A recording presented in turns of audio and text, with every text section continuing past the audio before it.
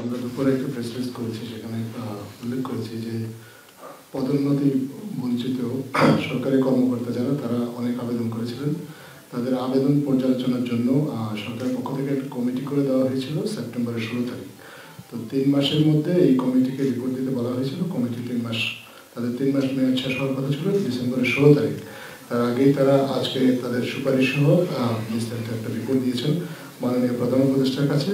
ওখানে ওই রিপোর্টে ওনারা জানিয়েছেন যে এই সময় ওনারা 1540 জনের মতো কর্মকর্তার আবেদন পেয়েছিলেন, সেগুলো যাচাই বাছাই করে ওনারা 750 কর্মকর্তাকে 764 জন কর্মকর্তাকে টু বি প্রিসাইজ ভূতাপেক্ষা সুযোগ সুবিধা দিয়ে পদোন্নতির সুপারিশ করেছেন।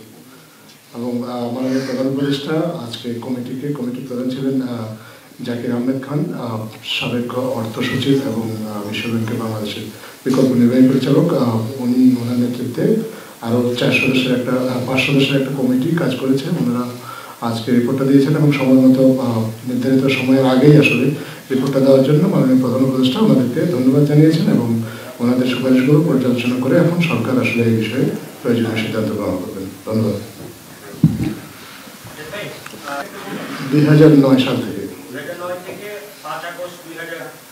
আমি এক্স্যাক্টলি 2009 থেকে 2023 সাল পর্যন্ত, 2009 সাল থেকে 4 আগস্ট 2024 সাল পর্যন্ত। সংখ্যাটা তো ওনারা তাই বলেছেন, 764 জনকে ওনারা পদোন্নতি দেওয়ার জন্য সুপারিশ করেছেন। ওনারা সচিব থেকে শুরু করে উপসচিব পর্যন্ত। ধন্যবাদ আপনাকে। প্রশাসনের যে রদবদল, এটা একটা নিয়মিত প্রক্রিয়া। এই বর্তমান সরকার দায়িত্ব গ্রহণ করার পর প্রশাসনের অনেকগুলো রদবদল হয়েছে, কয়েক হাজার রদবদল হয়েছে এবং এই রদবদলটা চলমান রয়েছে। যখন সরকার যেখানে প্রয়োজন মনে করছে সেখানেই কাউকে পদোন্নতি দিচ্ছে অথবা বদলি করছে অথবা নতুন করে কাউকে পদায়ন করছে, এই প্রক্রিয়াটা চলমান আছে। এটা নানা কারণে হতে পারে।